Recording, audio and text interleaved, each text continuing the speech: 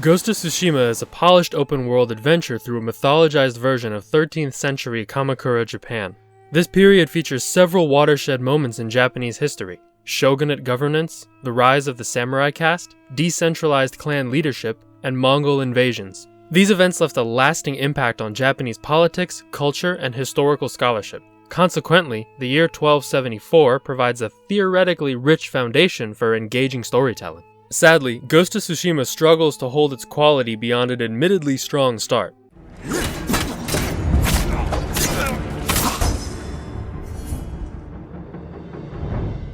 It begins with a nuanced examination of Tsushima society, contrasting the needs of the people with the failures of the samurai rule. The stylish gameplay loop even gels well with the narrative, but by the final hours, the story failed to capitalize on its established complexities, offering a superficial squabble rather than a rich historical conversation. I ultimately wanted more than Ghost of Tsushima had to offer.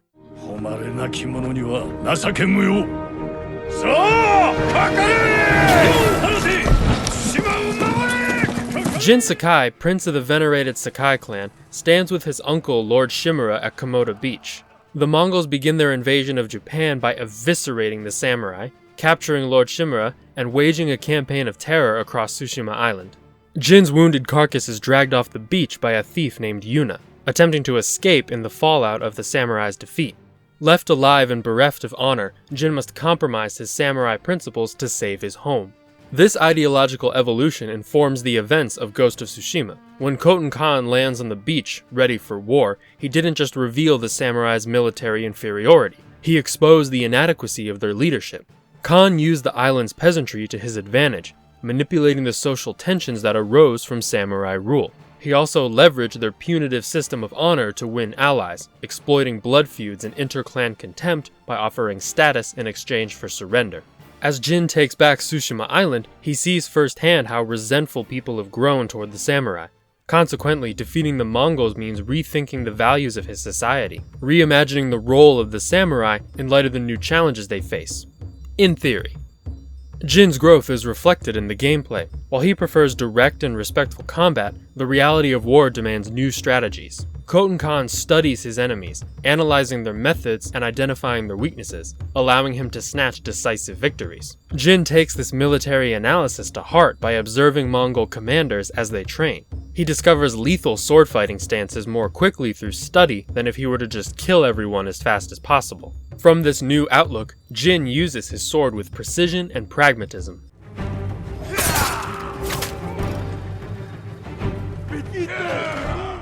Strong attacks exploit the weaknesses in every weapon class, while swift strikes cut enemies to pieces. The lack of a lock-on feature means that routing large crowds takes aggression, situational awareness, and diligent evasion.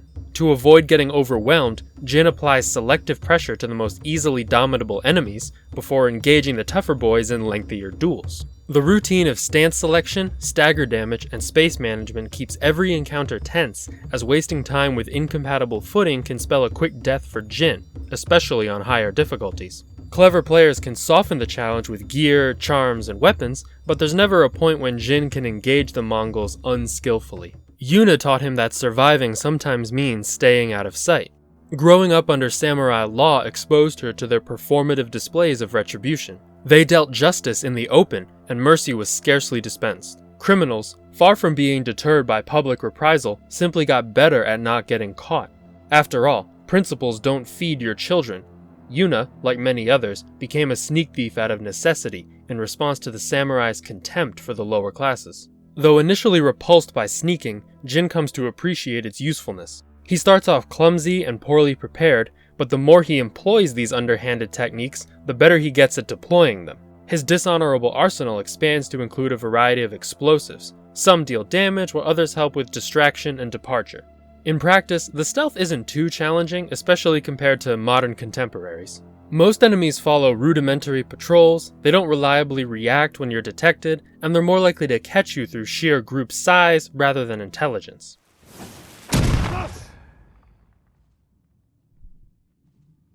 Unless it was mandatory, I often felt like a rube for taking stealth seriously. Going loud is faster, more fun, and basically consequence-free if you're good. Despite how mundane the stealth is, Jin's covert fury galvanizes his narrative role as the Ghost, a demon who stalks the shadows even against his former allies.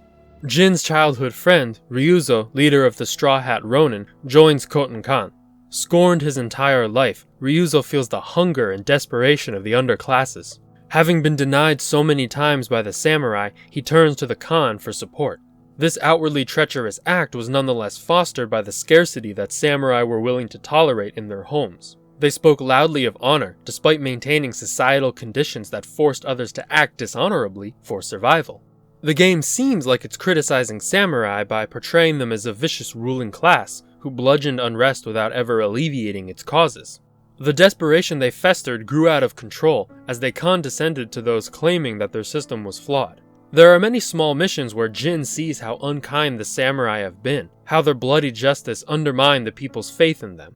Players feel this vindictiveness in the story of master archer Sadanobu Ishikawa and his former student Tomoe. When Jin discovers that Tomoe taught archery to the Mongols, he confronts Ishikawa about his abusive mentorship. We see his worst qualities firsthand. He's demanding, secretive, and persistently invalidating. Yet because his age grants him honor, he has no incentive to change. He gets to treat his students like garbage and then act surprised when they push back. While kinder masters surely exist, Ishikawa exemplifies how cold-hearted samurai can be, not just to the peasants, but to each other. Masako Adachi's story is particularly tragic. Once the matriarch of the Adachi clan, her entire family was killed during the invasion. Her husband and sons died on the beach, but the rest of her family was murdered by conspirators seeking vengeance against her. Many families in Tsushima felt stung by debts, political pressure, and harmful allegations from the Adachi clan. And with their honor bound to the mercy of an unwavering samurai, the invasion was a chance to wipe their slates clean. Matriarch Adachi did not deserve to lose her family.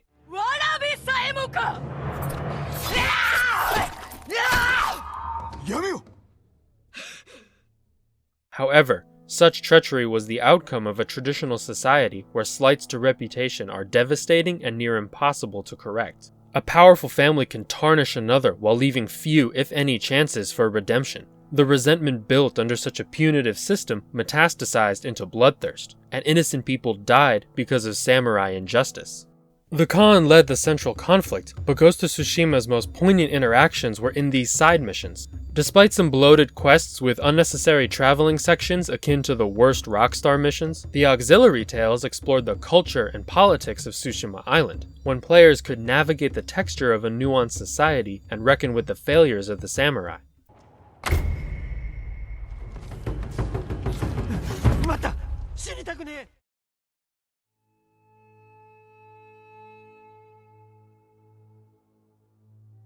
When judged by its first 60%, Ghost of Tsushima lays a strong setup for a truly complex hero.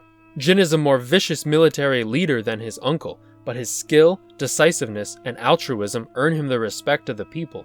It looks like he understands how the samurai went wrong and is using his newfound perspective to create a more conscientious and equitable Japan. So imagine my disappointment when it's actually just about the poison.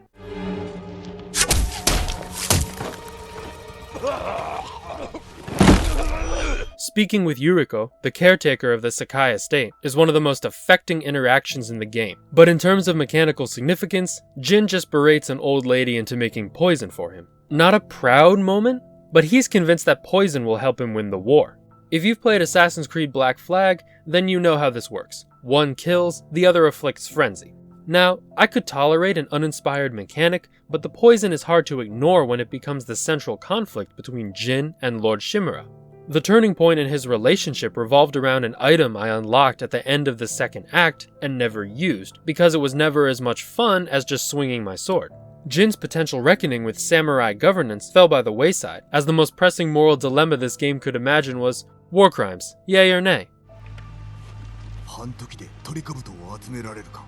And look, it's not like there isn't an ethical conversation to be had about poison, it's just a really boring dilemma compared to the deeper Tsushima politics brought up from the start. Whether he understands it or not, Jin is a revolutionary. He's burning blades and building bridges, proving how inadequate the samurai ideals have been. Despite his superficially dishonorable behavior, his victories are inspiring, so much so that he can resolve long-standing tensions between families. Years prior, Clan Sakai put down a peasant rebellion led by Clan Yarakawa, so the disgraced clan wasn't especially interested in helping Jin now that the Mongols were attacking. But through his success, Jin earned their favor, ending the hostilities that haunted their families for years. The ghost became an extension of his unification efforts, a folk hero under which Tsushima could join forces. Lord Shimura is theoretically positioned to have objections with Jin's methods. In his mind, honor is more than a platitude barked at unruly children. It's an example he sets for others to follow. Samurai carry themselves in the manner representative of the society they wish to create. Since learning that his nephew became the ghost, he has seen bad actors use the legend to spread fear and extort the vulnerable, a moral failure that Jin is not adequately addressed in his conquest. The ghost also comes with political ramifications. His reputation is a threat to the shogun, who has no problem stripping disreputable clans of their rank. This is concerning to Shimura, who likely appreciated the shogun's hands-off leadership. Perhaps he fears that if his clan were dissolved, the power vacuum would be filled by a shogunate stooge with no interest in the welfare of his people, a puppet who follows orders. Samurai society may not be perfect, but in his mind it allowed a morally upstanding collection of families to hold each other accountable. Criminals were not able to wield emotionally manipulative rhetoric to justify amoral decisions. Maybe Yuna would retaliate by saying that the samurai are glorified killers who solve problems with bloodthirsty pageantry, and at least Jin's brand of might makes right is more tolerant. He looked at her and saw a survivor, when the samurai only saw a thief.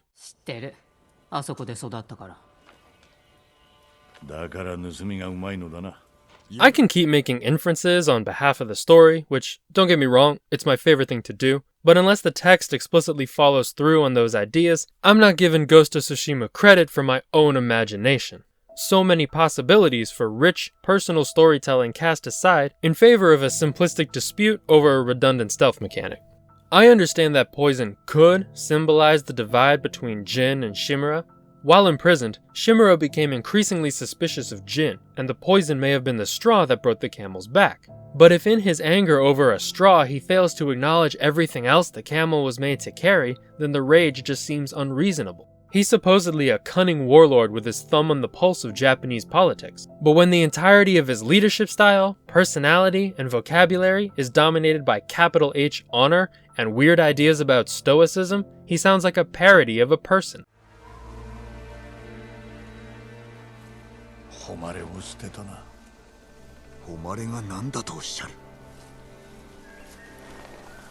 It especially doesn't help that Jin Sakai isn't well written either. Inconsistency plagues his interactions. Sometimes he's cocky and brash, other times he's humble and patient. He'll lecture characters for their mistakes, despite making the same ones only hours ago. His motivations change suddenly, with escalations that barely make sense, and rarely does the unremarkable dialogue reflect his ideological flux. He simply has whatever emotion or rationalization the mission needs him to have. Sloppy characterization is always a risk in an open world. It's difficult to write linear growth when the mission order can vary so drastically between players. However, the story doesn't seem to be cognizant or critical of Jin's sudden cruelty. Killing Mongols is one thing, but killing Ryuzo so coldly felt like a drastic escalation, especially considering how far the game went to humanize the man. A starving warrior trying to save his people, unable to believe that now the samurai have chosen to care.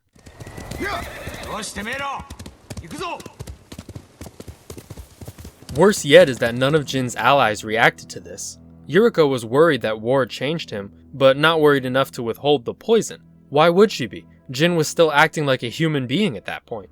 Apparently poison was so heinous that his uncle disowned him, but no one in his party of samurai raised a real objection. They've arguably gotten more violent following Jin's lead, all while he scolds them for it. Stubborn with his own violence yet judgmental of others, it's such a frustrating incongruity, completely losing track of who this man was supposed to become. I hoped the story would criticize Jin for championing a more sadistic and self-absorbed version of the political system he's been trying to correct this whole time, but no, it does the opposite. A peasant literally dies because she refused to trust Jin after his poison was used against her village. This isn't how you write an anti-hero, it's how you tacitly approve of the miserable killer your protagonist has become. Every time I try to give this story the benefit of the doubt, it confuses itself with some diversion or active contradiction to any coherent message about anything. お断りいたす。 This is why I'm less inclined to read poison as a symbol of larger ideological division. How is poison supposed to be a pivotal source of conflict when it only has a noteworthy impact on one, maybe two of my significant relationships? Meditating on the shortcomings of samurai culture tied Jin to his allies. Ishikawa's cruelty, Adachi's retribution, Shimura's traditionalism. Hell, even Yuriko said the samurai were too ignorant to survive in their current state. I feel like these ideas mean more to the story than the pros and cons of herbal warfare. なれど滝をご覧あれ。動かざる岩はすべて水に削られる。 So even as the showdown with Koten Khan was cool, Ghost of Tsushima still ended on a frankly dumb exchange between Jin and Shimura, in which poison subsumed all their actual thoughts and feelings. The world building, the character nuance, and the massive potential of the setting still amounted to two jackasses killing each other for principles they could barely articulate. Platitudes to the very end. Now, when my horse died? Struck down by a man who was once my ally, probably? That's a tragedy the likes of Ran, Throne of Blood, and the absolutely heartbreaking The Never-Ending Story. Yeah, this right here. Didn't need a pretty background to compensate for the lack of substance, huh?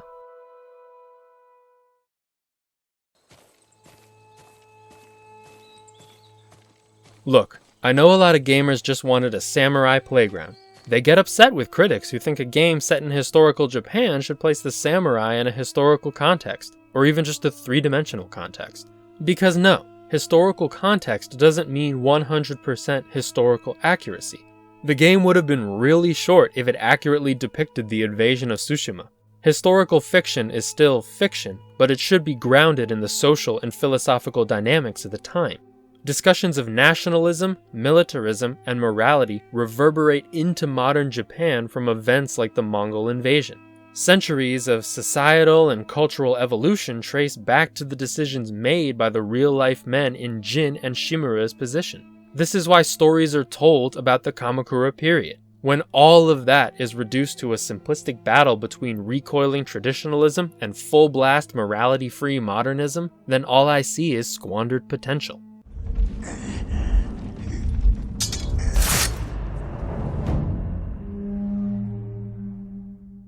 For a mostly good game, the story really disappointed me, and explaining why took some serious effort. Contentious opinions need more defending after all. Still, I would never say that Sucker Punch made a bad game, and I hope they take the criticism to heart. You know, study their missteps, hone their craft, don't rest on their laurels, and come back stronger. Like a samurai would.